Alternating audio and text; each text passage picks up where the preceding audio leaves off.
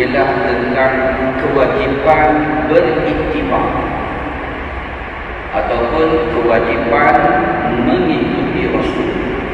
Wa ma atakum Rasul fakhudhuhu. Apa jua yang disampaikan Allah kepada Rasulullah kamu, maka terimalah. Wa ma nahakum anhu fantahu. Dan apa jua yang dilarang bagimu, maka tinggalkanlah. Di sini menunjukkan dua dalil. Mana ada banyak dalil, contoh dua dalil yang menunjukkan kewajipan kita beriktibar. Dalam konteks memahami agama Islam itu, Imam Ibn Qayyim Al-Jawzi Asy-Syafi'i rahimahullah ta'ala berkata, bertaklid itu hukumnya adalah haram dan tidak dihalalkan mengambil kata-kata seseorang yang berlawanan dengan sabda Rasul sallallahu alaihi wasallam. Kita ambil kata-kata seorang ulama yang masyhur sekitar 800 tahun hijrah, yaitu Imam Ibn Qayyim Al-Jawzi Asy-Syafi'i rahimahullah ta'ala. Bertaklid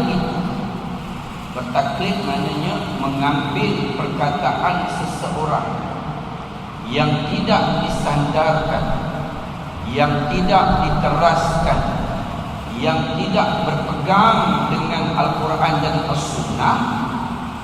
Dia kata, maka kita berpegang pada taklid itu tadi, maka hukumnya adalah haram seseorang yang mengambil selain daripada sabda Rasul sallallahu alaihi wasallam. Sebab itu tuan-tuan dan puan-puan, kalau kita melihat situasi pada hari ini, situasi masyarakat umat Islam hari ini, berlakunya iftiraqul ummah. Apakah yang dikatakan iftiraqul ummah?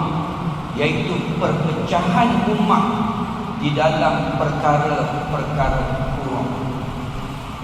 Iftiraqul ummah, perpecahan ummah di dalam perkara-perkara kurang atau perkara-perkara cabang, kerana mereka itu tidak mengetahui sama ada perbuatan ibadahnya, sama ada ittiba ataupun bertaklid.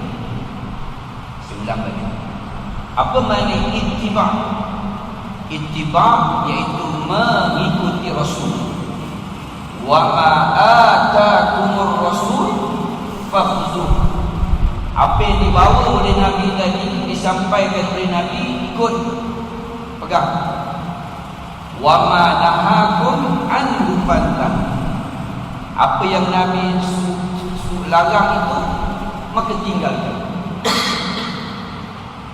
Kalau kita lihat hari ini atau dipanggil iftiraqul ummah, perpecahan ummah di dalam perkara-perkara kurang, di dalam perkara-perkara cabang, kerana mereka itu tidak mengetahui sama ada perbuatan ibadah yang tadi ittiba ataupun taklid. Ittiba ni ada nas, ada dalil, ada bukti. Sementara taklid itu mengambil perkataan seseorang atau perbuatan seseorang yang tidak disandarkan dengan dalil dan juga hujjah. Itu yang dipanggil nama taklid. Perpecahan berlaku, tuduh menuduh berlaku di kalangan umat Islam. Contohnya situasi di Mekah. Situasi di Mekah, i'tiqadnya masih lagi i'tiqad Ahlussunnah wal Jamaah, tetapi dalam bab fikahnya mereka mengambil daripada ijtihad mazhab Imam Hanbali. Contohnya, ya. Situasi saja. I'tiqad stay akidah Ahlussunnah wal Jamaah, tetapi pegangannya di dia mengambil pegangan mazhab Imam Hambali. Walau bagaimanapun ada beberapa perkara daripada mazhab Imam Hambali tadi mereka tolak dan mereka mengambil ijtihad yang berbentuk dengan syadz. Apa di ijtihad untuk syadz? Ijtihad yang berbentuk ganjil. Ijtihad yang berbentuk ganjil yang mereka menggunapakaikan dalam situasi ibadah mereka. Kita akan bincangkan nanti juga. Saya bagi fakta dulu di sudut awal ni kita memahami apa makna ittiba dan apa makna taklid. Ada beberapa perkataan yang saya akan gunakan, contohnya iftiraqul ummah, iaitu perpecahan di kalangan ummah. Kemudian al-aswadul a'zam, jumhur ulama arus pedani. Jumhur ulama arus pedani ataupun dipanggil pendapat yang digunakan kepada ijma' masyarakat setempat. Ijma' aswadul a'zam.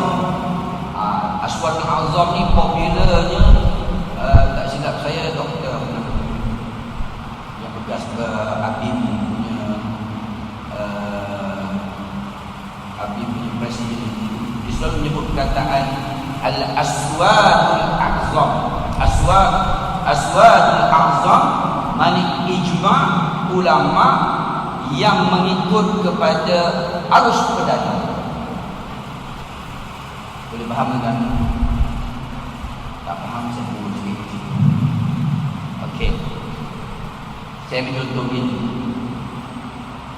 Masyarakat Melayu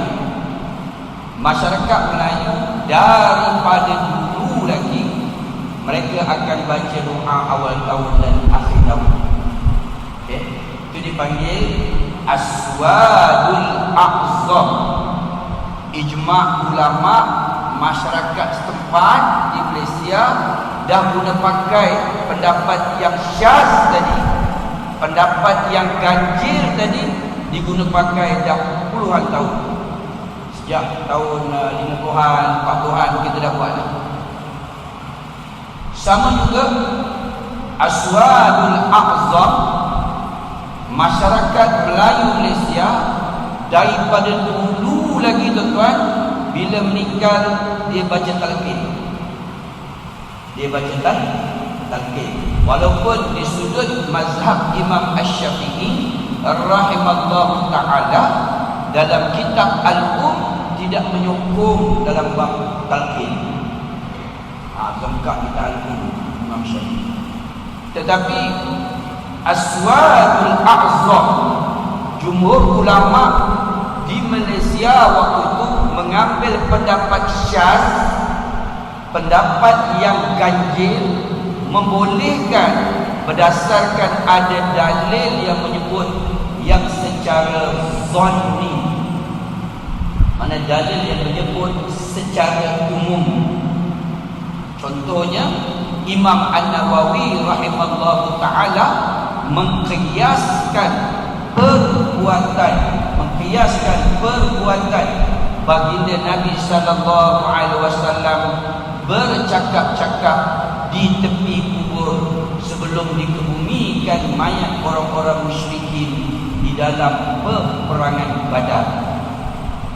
Perbuatan Nabi mengkiaskan perbuatan Nabi tadi dikiaskan oleh aswadul a'zam, jumhur ulama yang ramai.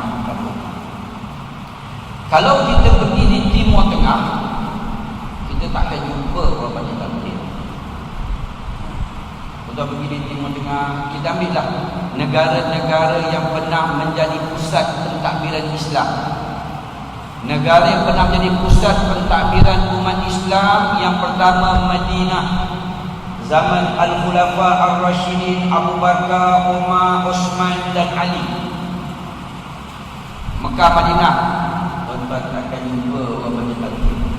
Betul tak? Kemudian kita pergi pusat pentadbiran Islam yang kedua selepas Madinah, iaitu Syam. Syam ni Syria, termasuk Emirat Arab Bersatu, di bawah kerajaan Umayyah. Waktu tu pentadbirannya luar, termasuk Jordan juga di sebelah sana, tak ada buat yang ini. Kita pergi Ustaz pentadbir Islam yang ketiga selepas kerajaan Umayyah di Syam, di Syria, Damsyik, dia pergi ke kerajaan Abbasiyah di negara Iraq. Di Iraq pun kalau kita pergi ke sana jarang ada tempat baca, jarang yang secara ramai yang membaca talqin. Kita pergi pula yang runtuhnya kerajaan Islam yang terakhir sekali, iaitu kerajaan Osmaniyah Turki. Nak pegang Turki dah payahlah, pada habis dah. Zaman Kamal Atatürk pun tak.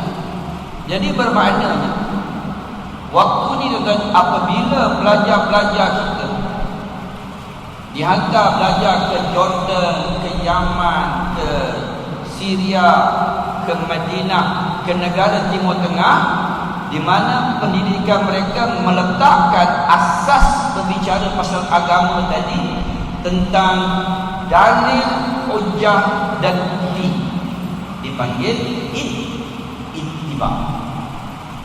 Bila perkara ni dibawa ke negara kita Malaysia yang kita dah pakai puluhan tahun, daripada tahun 30-an, 40-an dah pegang, dah guna, tiba-tiba kata tak ada dalil, tak kejut kita tuan. Kejut tak? Orang tua boleh terima tuan malam Jumaat baca surah Al-Kahfi.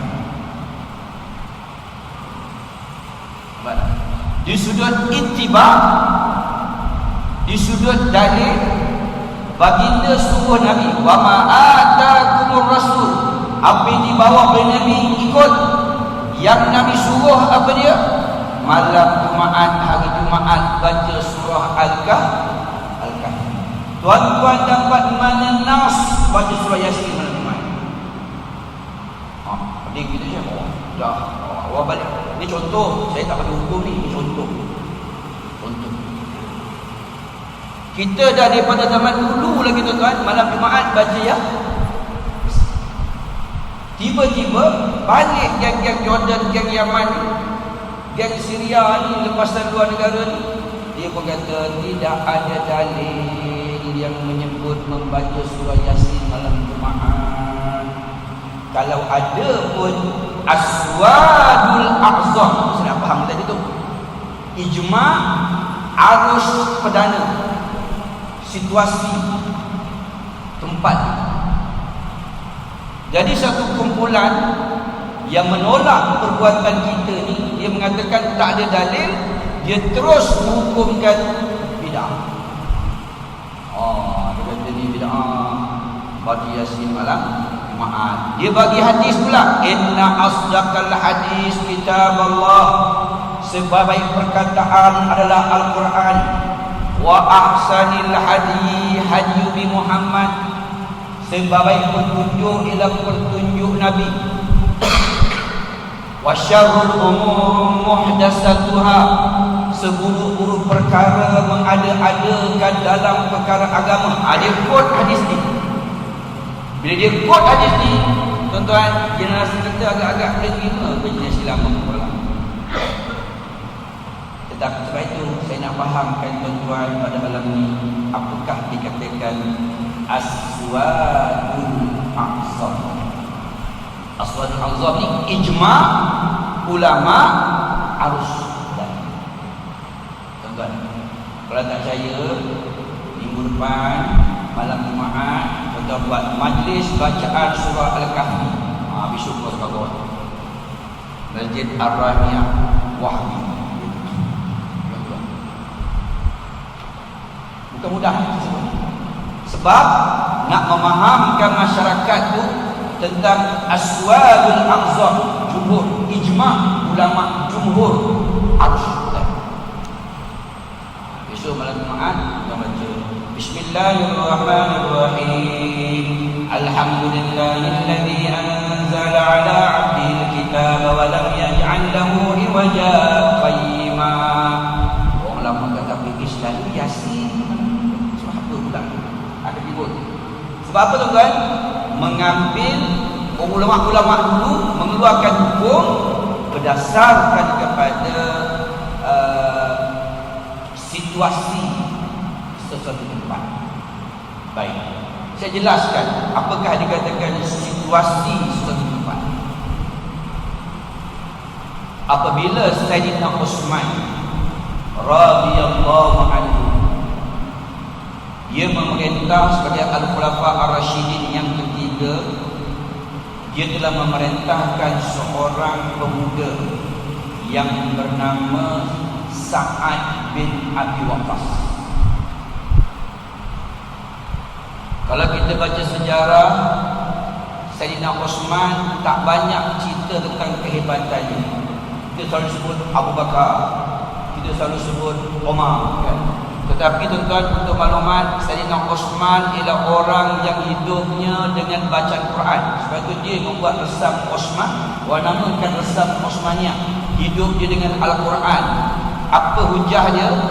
Hujahnya adalah dia kata Al-Quran itu adalah kita punya peguam ketika dalam kubur, peguam kita di padang yaumil mahsyar. Ya. Di antaranya doa yang tuan-tuan baca di dalam doa khatam Al-Quran. Mula-mula Allahumma ma'anna bil Quran waj'alhu lana imaman wa nuran wa hudan wa rahmah. Allahumma dhakkirna minhu ma nasina wa 'allimna minhu ma jahilna warzuqna tilawatahu ana al-laili wa atrafan nahar waj'alhu lana hujjatan ya rabbal alamin. Buka belakang Quran. Ya Allah, dengan barakah kami membaca Al-Quran, jadikan Al-Quran itu cahaya dalam kubur nanti. Jadikan Al-Quran sebagai jawapan kepada malaikat munkar dan nakir, dan menjadi pelindung kami, peguam kami ketika berada di yaumil mahsyar. Bukan kita baca, saya bila baca dalam tarikh At-Tabari tentang Sayyidina Uthman binti Aiman, seorang sahabat Nabi yang hidupnya dengan Quran.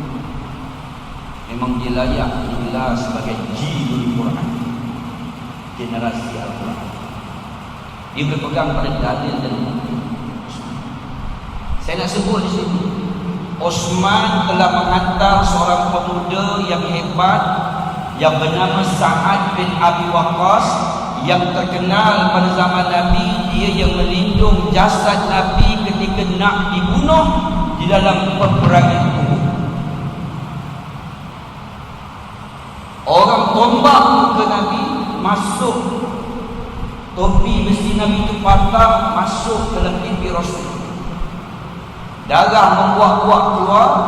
Orang nakkan jadi kaya, boleh bunuh Rasul, bergebut-gebut.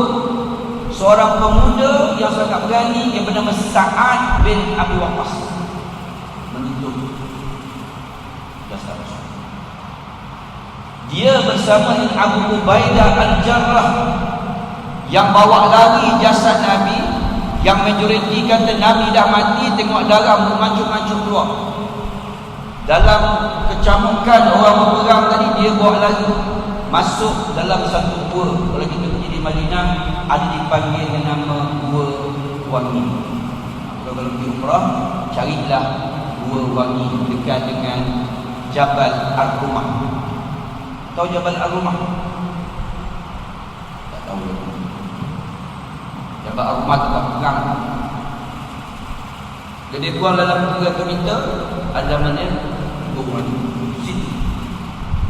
Saya nak sebutnya Sa'ad bin Abi Waqqas diperintahkan oleh Osman untuk berdakwah Cina. Tapi bukti ini tak cukup kuat yang mengatakan ada kubur Sa'ad bin Abi Waqqas di Baghdad. Ada yang mengatakan itu kubur Wallahu a'lam Cina. Sebab itu kalau orang pergi Cina, bukan walaupun boleh tak pasti bila itu Gongzam ada kubur, orang kata kubur Sa'ad bin Abi Waqqas. Saya tengok dia pergi ke China, dan waktu itu Sa'ad bin Abi Waqqas mengarahkan para sahabat-sahabat yang lain untuk pergi ke negara yang majoritinya menganut agama Hindu. Mana? Tanah Melayu. Tanah Melayu. Termasuklah Indonesia yang majoriti. Maknanya kita punya keturunan yang dimulukan semua Hindu lah. Sebab tu kita Pulau Kuning tak hilang. Pulau Kuning kan, Nepun, Kawa. Itu soal budaya kita tak kita hukum. Soal budaya itu soal lain. Baik. Sebab itu kita akan jumpa batu bersurat di Terengganu. Sejarah katalah Terengganu. Dan apabila waktu itu susun galur latar belakang orang Melayu yang lama menganut, yang berpegang pada agama Hindu, Islam menyusup masuk pada waktu itu. Dia masuk melalui budaya. Sebab itulah Jumhur Aswadul A'zam, Jumhur Aswadul A'zam, pendapat ulama yang ramai kata pada waktu itu kita ambil, kita masuk Islam melalui budaya masyarakat Melayu yang waktu itu masih berpegang pada agama Hindu, masuk dekat situ. Di antaranya kita ada buat majlis supaya orang Melayu kan dia buat ada majlis apa dulu ada orang buat untuk kawal, dulu ada orang buat nak buat rumah tegak yang seni, ada dangdut pisang, ada pisang, dan bagi imam baca doa dulu. Tapi ulama sikit-sikit meletakkan tentang haram ni, haram. Ijma'. Satu contoh. Sebab itu bila dia masuk tuan-tuan untuk menyampaikan mesej Islam berdasarkan kaedah usul fiqh yang menyebut al-aslu fil manafi'il ibahah. Setiap yang berpendapat itu hukumnya adalah harus. Sebab itulah di antara amalan-amalan kita yang masih lagi tertinggal saki baki dia, iaitu bila meninggal ada kenduri 40 hari, 100 hari, 7 hari dulu. Tapi pun sekarang dah tak ada, sikit dah mula. Itu dipanggil Aswadul A'zam sebab dia masuk. Sementara di negara-negara Timur Tengah seperti Madinah, Mekah, seperti jajahan kerajaan Syam ataupun kerajaan Umayyah di Syria, kerajaan pemerintahan Islam di Iraq, Abbasiyah. Di sana tuan-tuan, mereka dekat dengan sahabat, mereka dekat dengan tabi'in, mereka dekat dengan salaf. 800 tahun setelah Nabi wafat mereka dekat, dan ulama-ulama banyak berada di sana, dan kita umat Islam banyak di sana. Sebab itu tuan-tuan, situasi sana tak sama dengan situasi di sebelah sini. Itu dipanggil Al-Aswadul A'zam. Ijma' habis. Baik, samalah juga dalam bab berwirid lepas sembahyang kuat-kuat.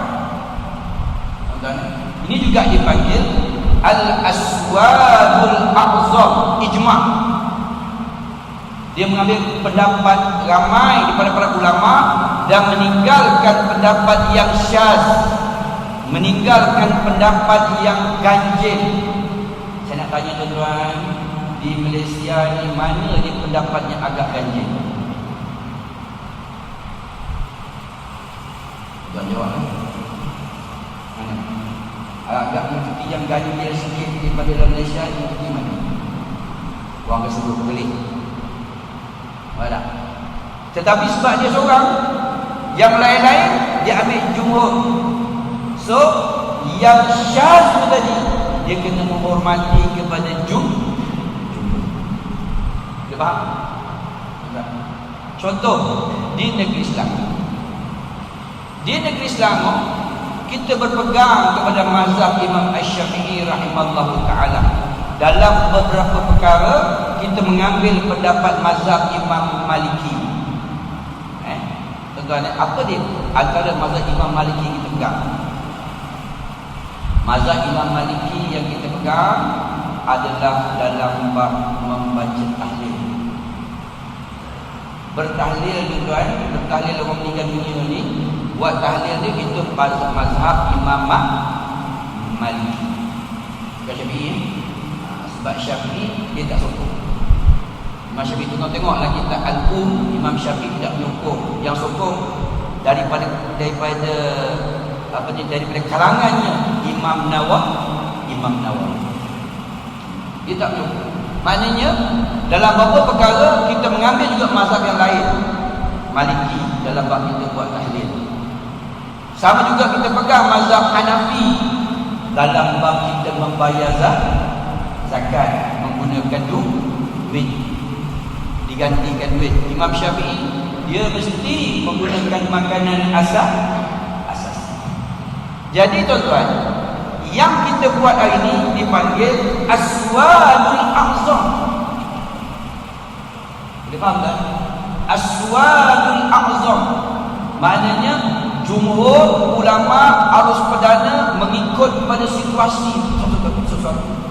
Sebab itu di negeri Selangor kita dah berpegang pada jumhur aswadul a'zam, golongan syaz, golongan yang ganjil, dia kena menghormati kepada kelompok yang ramai.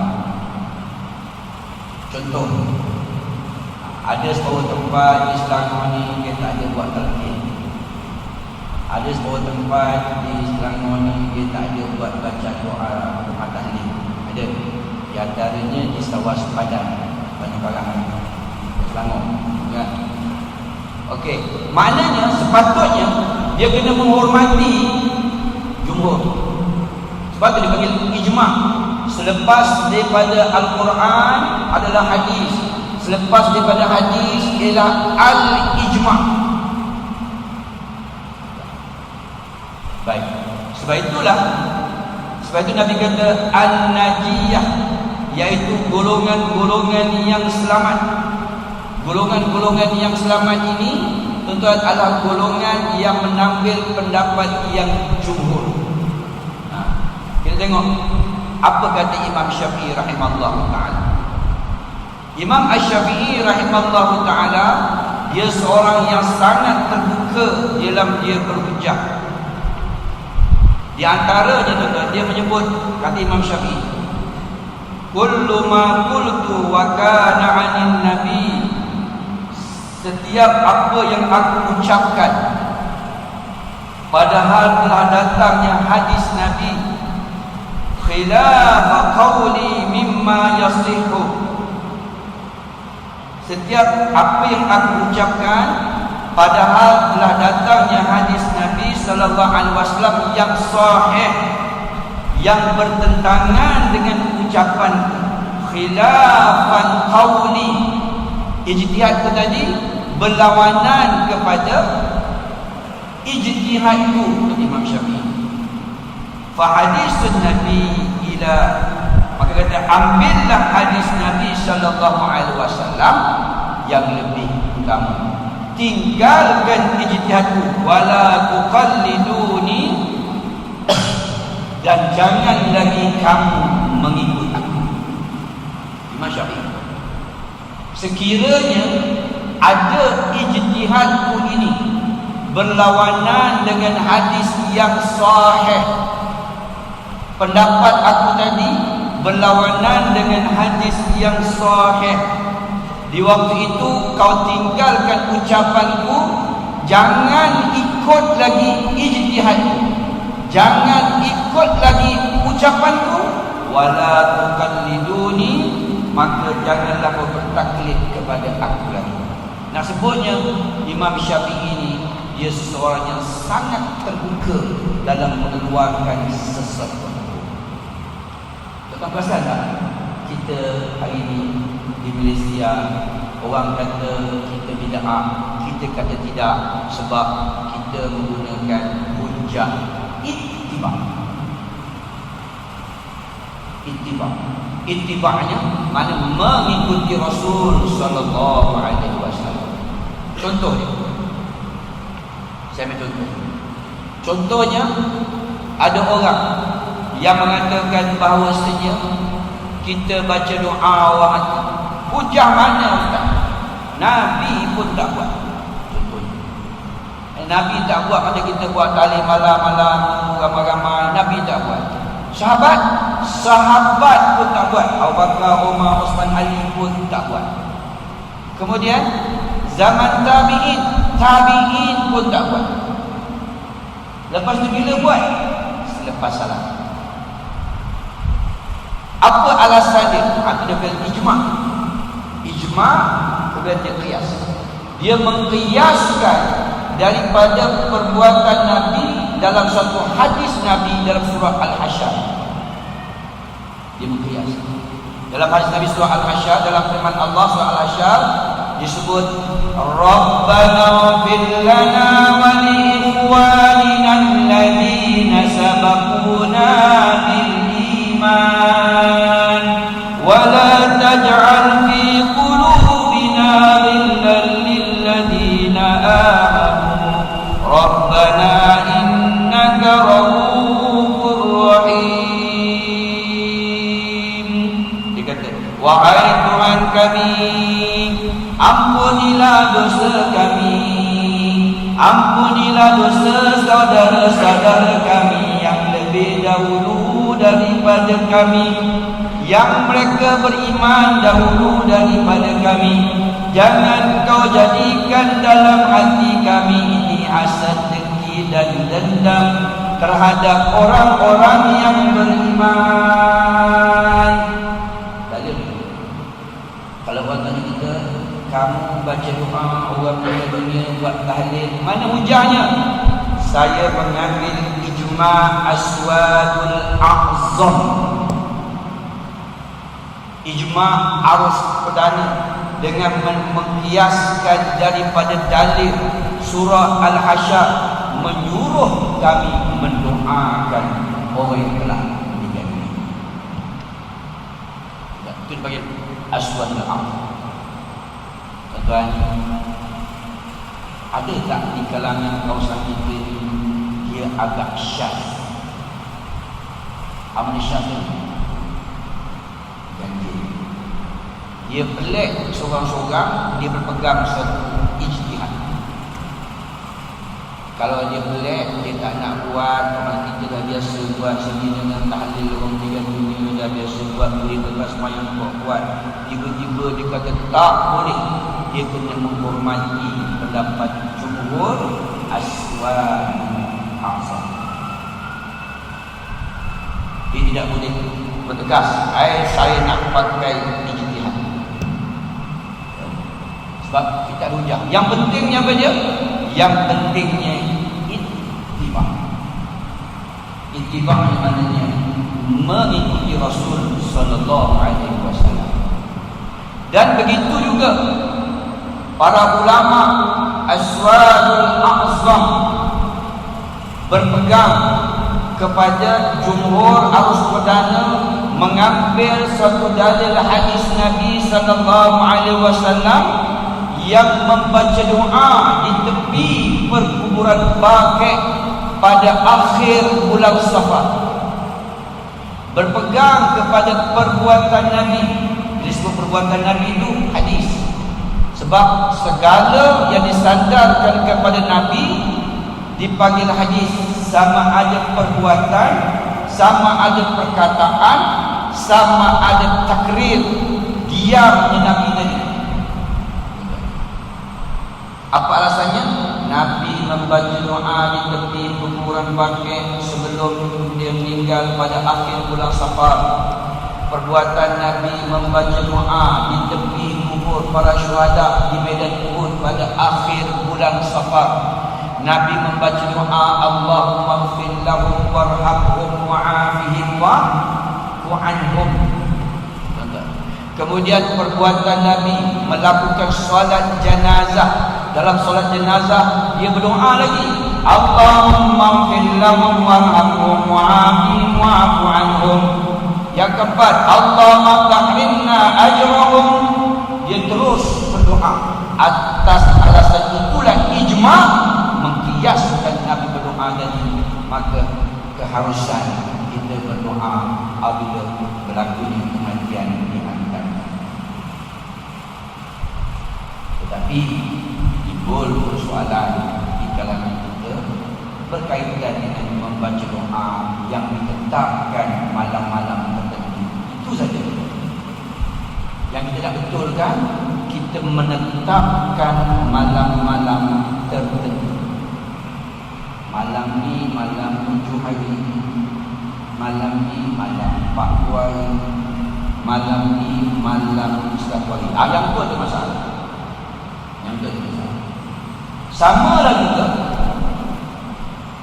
situasi masyarakat Malaysia membaca doa awal tahun dan akhir tahun. Saya sebut bulan sudah.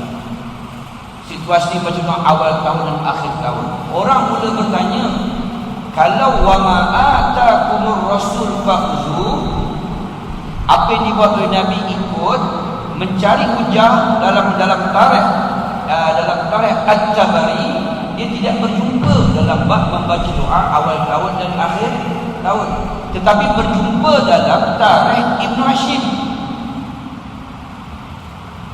Kita faham tak tarikh Ibn Hashim? Tarikh Sirah Ibn Hashim. Kita di Malaysia ni kan, kita dah lama dah berpegang pada tarikh Ibn Hashim dan juga tarikh Ibn Ishaq. Dan ada beberapa tarikh Ibn Ishaq dan Ibn Hashim yang agak mirip kepada Syiah. Yang agak mirip. Tapi bukanlah Syiah Imamiyah, Syiah Ismailiyah. Agak mirip. Sebab itu mereka mendabik dada mengatakan kita orang Melayu dah lama dah ikut Syiah. Soalannya salah ke tidak? Soalannya salah ke tidak? Kita menyebut, kita mengambil dalam hujah, iaitu as-siwadul aqsa. Ijma' ulama harus berhujah berdasarkan situasi tanah Melayu ini jauh dengan negara para anbiya, supaya mereka mengingati perjuangan para sahabat memperjuangkan Islam tadi. Maka kita guna pakai atas alasan al-aslu fil manafi'il ibahah. Setiap yang bermanfaat itu hukumnya adalah harus.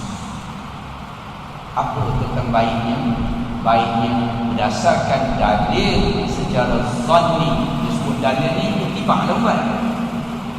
Dalil secara zanni dia menyebut ad-du'a mukhul ibadah.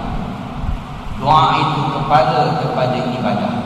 Iyyaka na'budu wa iyyaka nasta'in. Akan dikau kami sembah, akan dikau kami minta pertolongan. Alasan berdoa itu hukumnya adalah harus takhir. Sebab itu kita tidak boleh terus blame orang tu bid'ah, ini Nabi tak buat. Sebab dia selepas as-sunnah dipanggil ijma'ul ulama. Ijma'. Mengapa buat? Mengapa jadi begini? mengapa tak sama antara kita dengan keadaan di Timur Tengah? Sebab tuan kita terlalu jauh dengan negara para Arab. Jauh. Kita sini jauh. Bila jauh, maknanya mereka dekat dengan, dia ada tanda, ada bukti dia. Ini tempat kerajaan Utsmaniyah berlaku.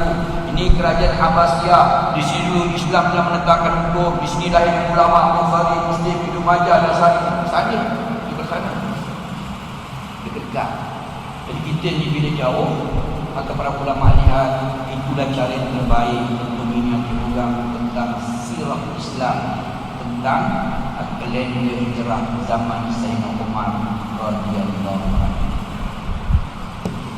Tetapi kalau kita lihat di dalam internet, dalam laman-laman sawang, banyak menyebut kali ini dan menganggap kita ini termasuk golongan yang syaz.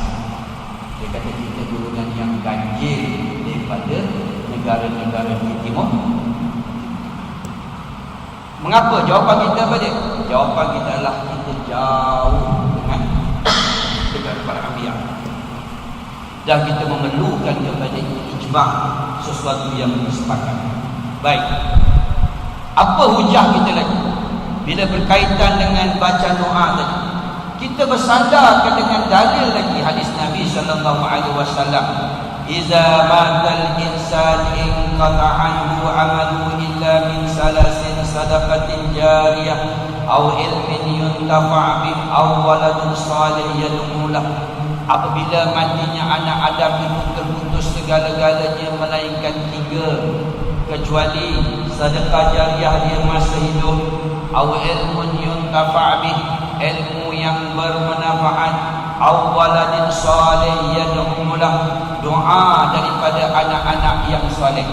Dibuatkan pula daripada hadis susunan daripada Ibnu Majah, aw mushafan warasah, Al-Quran yang diwasiatkan, aw masjidan banahu, orang yang buat masjid, aw bayatan ibnis sabil, orang yang buat sekolah, aw nahran akrahu, sungai yang dialirkan.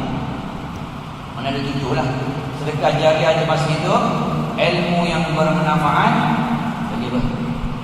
Doa daripada anak yang soleh, orang yang mewasiatkan mushaf, orang yang membina masjid, orang yang buat sekolah, dan orang yang mengalirkan sungai. Jadi maknanya daripada dalil ini ulama mengambil beberapa ijtihad, dipanggil aswadul aqsa.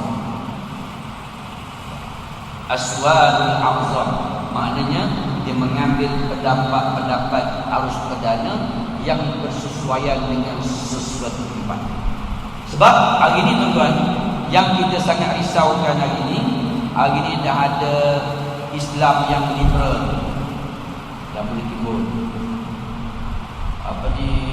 Islam yang kata sama, semua agama ni adalah sama, pluralisme sama, maknanya matlamatnya adalah syurga, tak boleh dimonopoli oleh Islam saja. Dah ada gitu dah. Kemudian itu dipanggil ghazwatul fikr, serangan pemikiran ke atas umat Islam. Sebab itu sudah sampai masanya umat Islam kena memahami apakah yang dikatakan ijtihad, ijma'ul aswadul aqsa. Kita kena ambil pendapat yang popular, yang diguna pakai masyarakat tempat. Dan para ulama nak mengeluarkan hukum tadi, dia kena peka, bukan seorang. Contoh, kami contoh ini seterusnya. Contoh, tuan-tuan perasan tak, kalau hadis Nabi menyebut al-washimah wal mustawshirah, haram melukis pada badan. Habis sebut al-washimah wal mustawshirah, haram melukis pada badan, kena lukis dan tukang lukis. Bila sebut washimah, kalau kita tengok pada makna kata washimah tu lukis. Tak kira lukis pakai apa pun, dia lukis. Selagi dia lukis pada badan, maka dipanggil washimah. Kalau melihat kepada maksud hadis itu, sebarang bentuk lukisan la'nah Nabi pada badan. Kalau kita melihat pada makna hadis tadi, yang orang kahwin lukis pusing-pusing menunjukkan tentang Nabi melaknat. Kalau kita faham pada pengertian hadis. Tetapi ada bagian ijma'ul aswadul a'zam. Ijma'ul aswadul a'zam, iaitu ijma' arus perdana melihat negara-negara para anbiya, negara yang pernah dijajah oleh menjadi pusat pentadbiran Islam, Madinah, kerajaan para khulafa ar-rasyidin, Umayyah di Syam, Abbasiyah di Iraq, Osmaniyah di Turki, dan majoriti mereka tuan-tuan dan ini, wanita-wanita mereka melukis pada badan dalam bentuk menggunakan inai yang berusia. Bapak, majoriti para ulama melihat pula, kemudian disokong pula dengan firman Allah Subhanahu wa taala, "Qul man harrama zinatallahi allati akhraja lil-ibadi wat-thayyibati minar rizq." Siapakah yang berani mengharamkan perhiasan daripada Allah, dan wanita itu adalah perhiasan. Sokong dipanggil dengan ittiba. Para ulama nak hukum, dia kena cari satu dalil sekeja dan menggunakan akal dia, mencari dalil, mencari bukti, bukan seorang ijma'. Membuat keputusan mengatakan harus bersyarat. Ya harus, tapi bersyarat. Syarat dia apa dia? Bukan lukisan yang berbentuk dengan benda yang hidup. Mana buat setakat lukis apa-apa kayu ni tak boleh. Tapi kepada siapa? Kepada perhiasan. Siapa perhiasan? Perempuan. So lelaki tak dia. Nampak tak tuan? Lelaki tak dia. Ni pun lelaki ngada-ngada dia pun nak lukis tangan.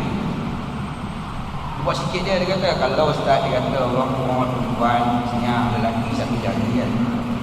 Sebab lelaki tidak termasuk perhiasan. Dia bersyarat. Kemudian disebut boleh. Dia kata, "Qul innama harrama rabbiyal fawahish." Katakanlah, fawahish ma zahara minha wa ma batan. Setiap perkara itu haram, perkara yang haram itu dia keji. Setiap yang keji tadi adalah haram, dan setiap yang haram tadi ada yang jelas, ma zahara, ada yang wa ma batan, ada yang secara tersembunyi. Jadi tuan-tuan, yang kita nampak sekarang ni halal yang tersembunyi.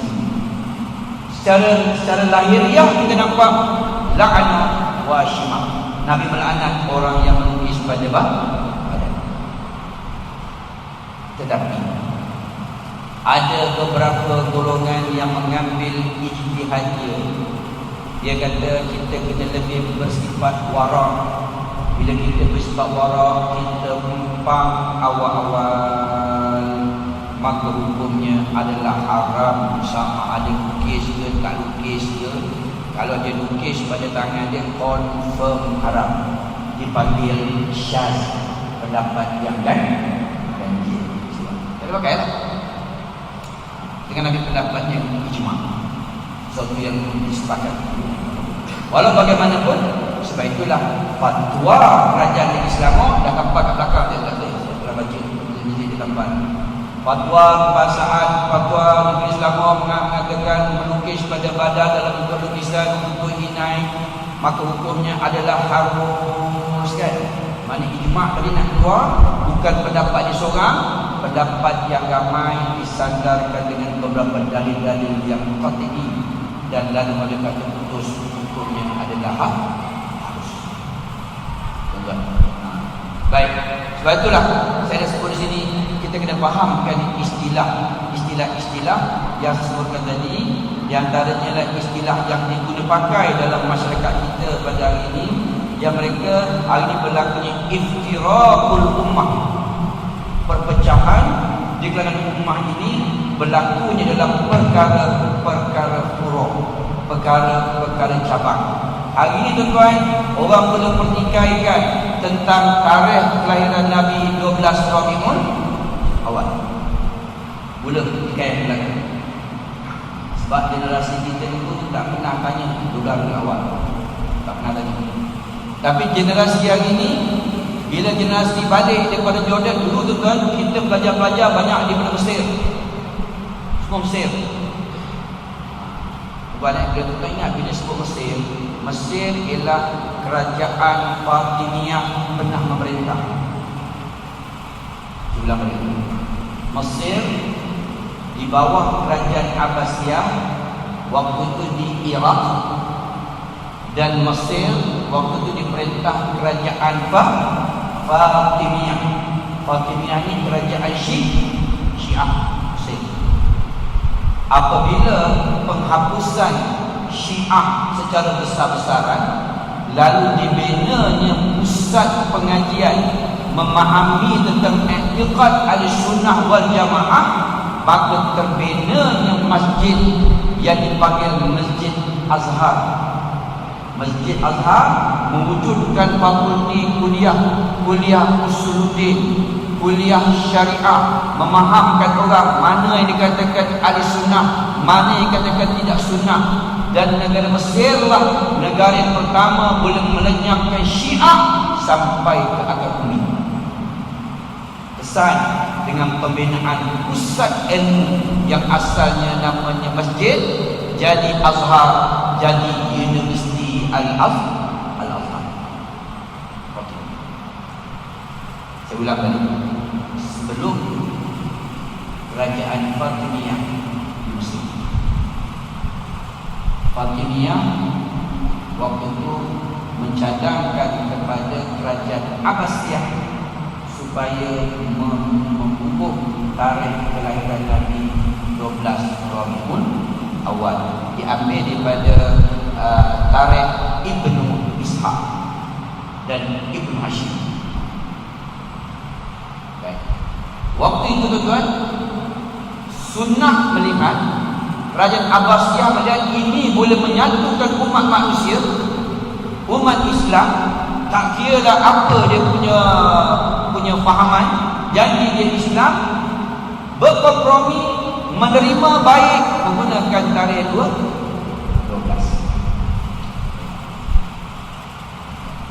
Jadi maknanya tarikh ini punya pakai sampai sekarang. Apabila pelajar-pelajar kita dah mula belajar ke Jordan, Malaysia dah start hantar pelajar pergi Jordan, pergi Yaman, pergi Syria. Mereka balik, mereka dapati banyak sejarah-sejarah kita dimonopoli sejarah Islam, dimonopoli Syiah Ismaili. Di antaranya ialah tarikh 12 Rabiul. Saya bukan kata salah, saya nak ceritanya wujud kata 12 Rabiul Awal. Tetapi ulama mula membahaskan sekarang. Sekarang ulama mula bahas sekarang. Okay, tuan-tuan, saya nak bagi mudah faham. Zaman kita dulu tak petikai dah 31 Ogos. Betul tak? Semua kata merdeka, tak pernah petikai. Naik generasi baru hari ni, bila pula merdeka 1 Ogos? Kan ada hari Malaysia, wujud pula hari Malaysia. Dulu tak ada di Malaysia tak. Nampak tak? Generasi celik mula buat kajian. Sebab generasi kita dulu generasi taklid.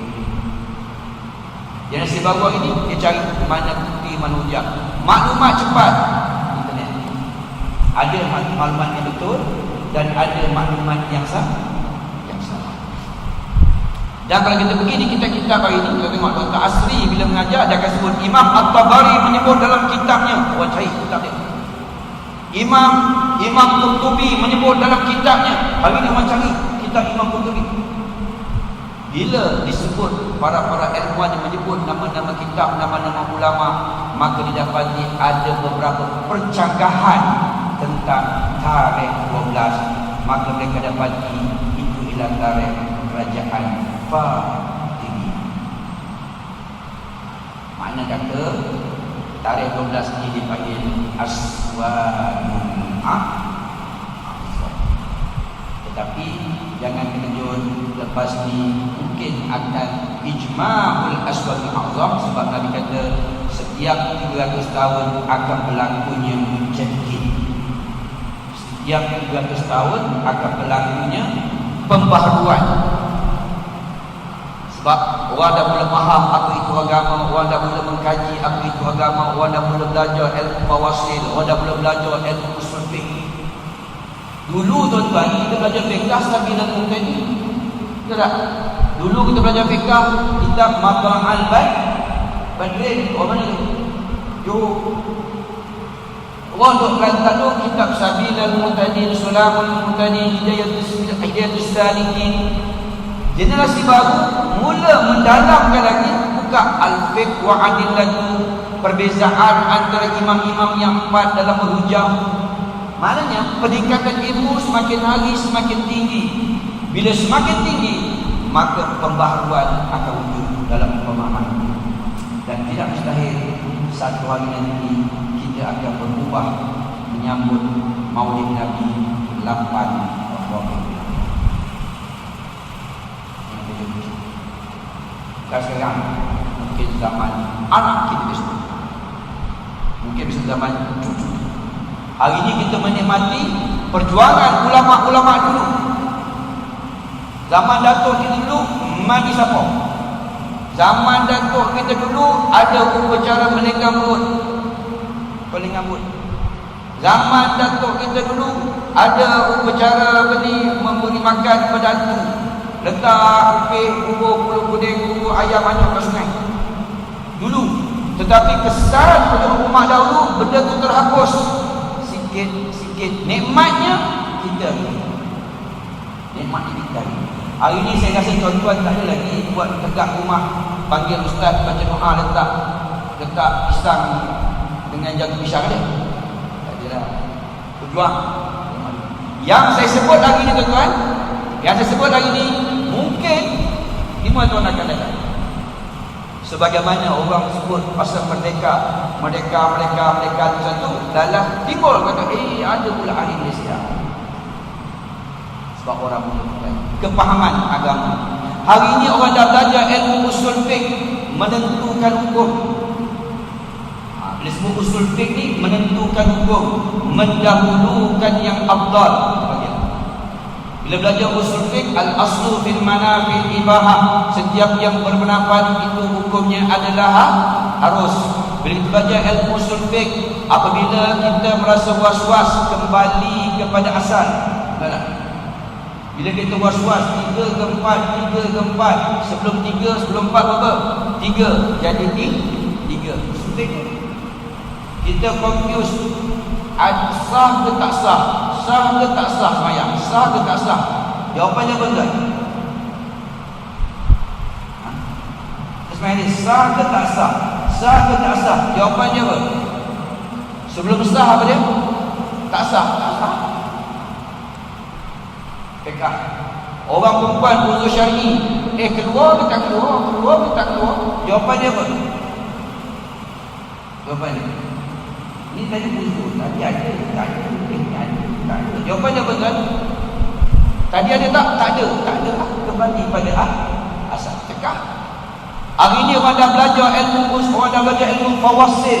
Wal kufi ma'a makin yu'ad basmalah siwa ma awwala alaihim undalah. Orang dah mula bahas dalam ayat Al-Quran. Dulu tuan-tuan, bila sebut ayat Quran 6,666 ayat, betul tak? Masa kita belajar, saya belajar dulu pun tuan, 6,666 ayat. Sekarang dah lain lah. Dulu kita belajar ayat terakhir, al-yawma akmaltu lakum dinakum, maka pada hari ini sempurnanya agama. Dulu habis kesan daripada pendidikan agama, ustaz pula beritahu Nabi buat haji pada bulan Zulhijjah. Pada bulan Zulhijjah, iaitu dia turun ayat al-yawma akmaltu lakum di Arafah. Lepas tu dia balik ke Mekah, dia balik ke Madinah, masuk bulan Muharram, dia sihat. Kemudian bulan Safar dia sakit.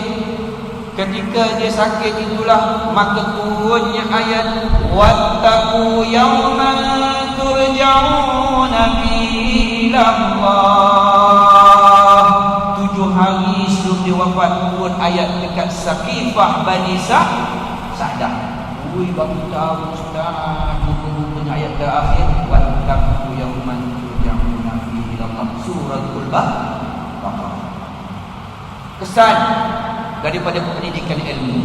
Maknanya tuan-tuan, perkara yang saya bahas pada hari ini kita akan buat perubahan, bukan sekarang, mungkin akan. Hari ini saya cuma memecahkan persoalan yang masyarakat boleh confuse, sebab saya melihat iftiraqul ummah, perpecahan di kalangan ummah dalam perkara-perkara kurang, di dalam perkara-perkara cabang. Hari ini tuan-tuan, orang dah mula bertanya tentang wirid lepas sembahyang perempuan. Hari ini orang dah mula bertanya masalah orang kita sembahyang istisqa buat dalam masjid. Mula bertanya pasal apa Nabi baca buat sembahyang sunat istisqa, dia tak sembahyang dalam Masjid Nabawi, dia sembahyang dekat luar Masjid Nabawi. Sampai orang namakan tempat Nabi sembahyang tadi Ghamamah, awan. Orang buat masjid dekat Madinah tu ada masjid warna putih tu, Masjid Ghamamah, masjid awan. Orang dah mula bertanya, sebab kali ini kita buat di sunnah atau tidak sunnah. Bukan soal batal sah, sunnah atau tidak. Baginda Nabi ketika solat sunat istisqa, dia meletakkan serban di atas bahu sebelah kanan dia, dan ketika dia berdoa dia angkat serban letak sebelah kiri. Orang belum tanya, hari ni Osman istisqa tak bawa serban macam tu ya, orang mula bertanya sebab hari ini orang berbicara pasal dalil dan hujah. Baik tuan-tuan dan puan-puan yang dirahmati oleh Allah Subhanahu wa taala. Sebab itulah bila kita bicarakan syad atau golongan arus perdana ni, yang saya sebut dengan golongan arus perdana ni ataupun dipanggil aswadul a'zam ni, dia begitu popular yang diguna pakai oleh Ustaz Yusri bin Muhammad. Yusri bin Muhammad dia adalah Presiden Habib dahulu. Dia menyebut berulang-ulang kali bila orang mula membicarakan pasal bid'ah, orang Melayu buat benda bid'ah, orang Melayu banyak buat benda yang tak ada pada zaman Nabi dan para sahabat. Jadi kita cuba memecahkan hukum yang ketiga selepas as-sunnah tadi adalah ijma'. Ijma' itu kesepakatan para ulama. Baik, sebab itu dalam pembahasan rahmat Allah Subhanahu wa taala, ijma' yang dianggap benar di sisi agama adalah ijma' yang berasal daripada ulama-ulama salaf. Siapa dia ulama salaf? Iaitu generasi awal. Generasi awal ini iaitu terdiri daripada kalangan para sahabat, terdiri daripada kalangan tabi'in, terdiri daripada kalangan tabi'in. Generasi setelah 300 tahun pertama hijrah. 300 tahun pertama hijrah. Baik. Saya ingin tuan-tuan, ijma'us sahabah. Ijma'us sahabah. Ijma'us sahabah yang paling banyak sekali pada zaman Sayyidina Umar. Yang pembaharuan kesepakatan para sahabat buat keputusan paling banyak pada zaman Umar radhiyallahu Di antaranya tarawih dibuat secara berjamaah 20 rakaat. Nabi dah buat dengan ijma' sahabat. Seperti seorang sahabat Nabi yang terkenal suara merdu. Siapa dia? Abu Musa al-Ash'ari radhiyallahu anhu. Dia melakukan wirid secara kuat. Zaman itu dia buat secara berjamaah. Waktu itu dia berada di Syam. Dia buat di Syam. Sehingga Abu Musa al-Ash'ari dipanggil oleh Umar al-Khattab, dibicarakan. Dan dia berucap, itulah caranya untuk mengajak orang mencintai Rasul dan mencintai Allah Subhanahu wa taala. Ijma'us sahabat wa keputusan harus menguatkan suara dengan syarat tidak mengganggu makmum yang lain. Ada syarat ijma'us sahabat. Yang kita buat tadi wirid pasal buat kan. Tapi itu ijma' Sayyidina Umar radhiyallahu anhu. Siapa yang mempopular kan? Siapa tu? Abu Musa al-Ash'ari. Abu Musa ni seorang sahabat yang punya suara yang merdu. Dia buat macam kita buat subhanallah, subhanallah, subhanallah, subhanallah, alhamdulillah, alhamdulillah, alhamdulillah. Tapi kena pertahankan buat lagu Al-Quran. Dalam benda pun khilaf, tuan nambah buat lagu sini. Malam tadi saya ceramah kat mana? Dan Subang Jaya. Di sebelah sana lah. Ada satu tukang nasyid, dia buat lagu zikir tuan. Sebiji lagu sini. Album zikir lagu sini. Saya kata boleh tak anda pertahankan lagu Quran, lagu Ras, lagu Bayani, Husaini, Jaharqa, Nahwan, kalkan. Sebab dia lagi dua tu orang-orang Quran, orang-orang ahli Quran memang malam. Sebab benda tu khilaf. Bila benda khilaf, benda tu atas batas. Atas batas tak pandai jaga, dia boleh jatuh. So kena jagalah dengan keluar. Ada buat lagu dangdut tak ada masalah. Apa lagunya? Tunggu sebentar, solatlah dulu, tunaikan solat 5 waktu. Okey lagi lah. Dia nyanyi. Allahumma salli ala Muhammad wa ala ali Muhammad kama sallaita ala Ibrahim wa ala ali Ibrahim wa barik ala Muhammad wa ala ali Muhammad kama barakta ala Ibrahim wa ala ali Ibrahim. Subhanallah, subhanallah. Tapi tak ada orang nak tegur. Tadi saya cakap dia share, boleh tak yang lain dia nak menyanyi dangdut, kita dangdut, kita ulang. Tetapi tak ayat-ayat kena zikir, kekalkan dengan taran. Sebab itu orang-orang Quran sangat malam. Orang Quran dia tak boleh tiru sebab dia agak melampau. Kalau dia menyanyi tak ada masalah kan? Amalan tadi dia buat lagu Cina. Dia buat lagu Cina. Dia lebih kurang cing, hai, cing, hanya lah. Subhanallah, alhamdulillah, subhanallah, alhamdulillah. Dia lagu Cina. Sama juga yang Bollywood melampau-lampau. Tak, saya tak salahkan dia nak buat lagu Kristen, tetapi dia kena kekalkan air lagu itu mesti lagu Quran. Contoh saya buat tuan-tuan lagu Jaharqa.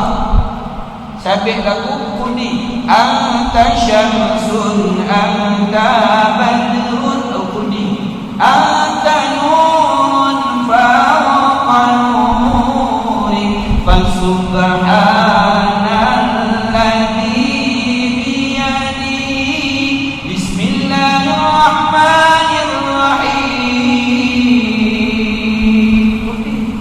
Alhamdulillahi Rabbil Alamin. Kurdi, walaupun dia diberikan ustaz ujung-ujung kan, tapi dia kekal tu dengan asas lagu tu, lagu. Ini kalau sebiji lagu Hindustan, salah. Tak begitu. Macam Ismail Hashim, dia kekalkan lagu Ras, dia kekalkan lagu Hijaz. Disebut wa ulaika lahum 'adzabun 'adzim. Dia masuk kan? Bulu-bulu tadi kekal dengan lagu Hijaz, tapi tengah-tengah Hindustan. Dia diberi dengan Hindustan sikit.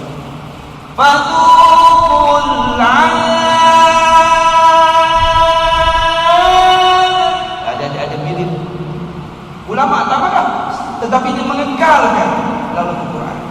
Tetapi kalau dia ikut 100% Hindustan, salah. Dalam agama Islam membenarkan wanita berhias boleh, jangan lebih.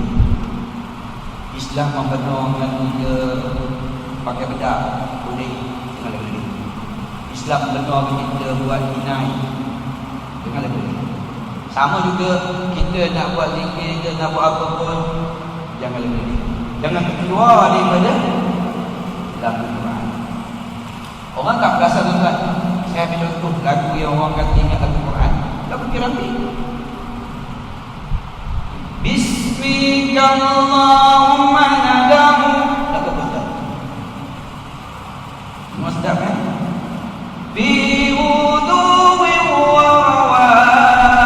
laka minna kullu hamdin fi masari wa sabah. Lagu apa? Ya Ali Baba.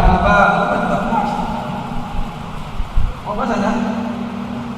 Tetapi tuan-tuan, golongan sebab kita di Indonesia ada dipanggil para penghafal Quran ni, dan satu satuan dia panggil ahli qurra. Kerana tuan-tuan, ayat Quran jangan dimuzik-muzikkan. Saya ulang balik. Tuan-tuan, ayat Quran jangan dimuzikkan. Kita nak buat ayat Quran, wa man kana min, kita masuk pitch. Sebab kata nak jaga wahyu Allah SWT. Itu bukan pendapat saya, itu adalah pendapat dipanggil Aswadul A'zam. Jumhur ulama secara ramai buat pusat tentang keharusan untuk kali ataupun dipanggil arus madani. Baik tuan dan puan yang rahmati oleh Allah Subhanahu wa taala, conclusion kita hari ini yang banyak dalam perkara agama, kita mesti ittiba'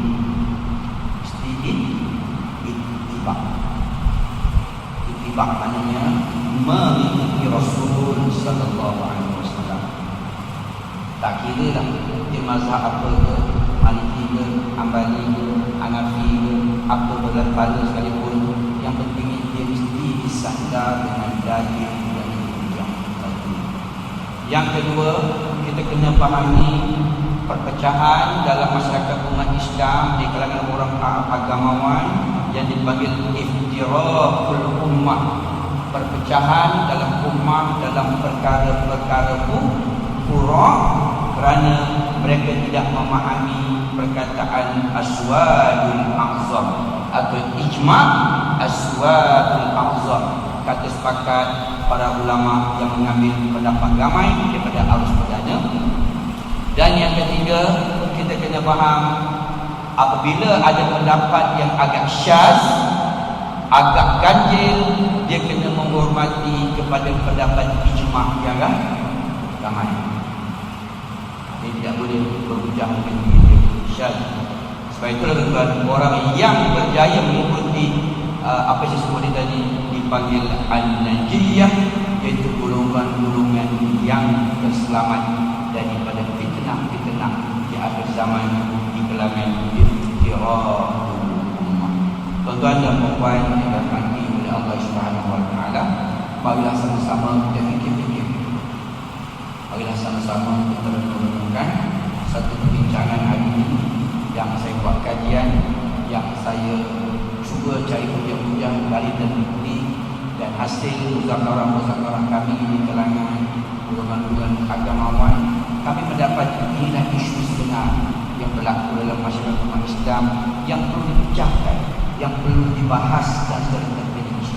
Hari ini saya bagi secara umum, mungkin insya-Allah akan datang kita akan bahaskan pula kalau berkaitan dengan bacaan doa awal tahun. Saya akan khususkan satu tajuk doa awal tahun saja. Macam mana dikatakan syad, macam mana dikatakan iftiraqul ummah, macam mana dikatakan ijma'us sahabat, ijma'us salaf, membuat keputusan apa akar yang diambil, apa hujah yang diambil untuk kita menjawab balik persoalan yang berlaku di kalangan ummah di dalam internet alam maya yang berluas-luas pada hari. Aku qouli hadza wa astaghfirullahal azim li wa lakum. Assalamualaikum warahmatullahi wabarakatuh.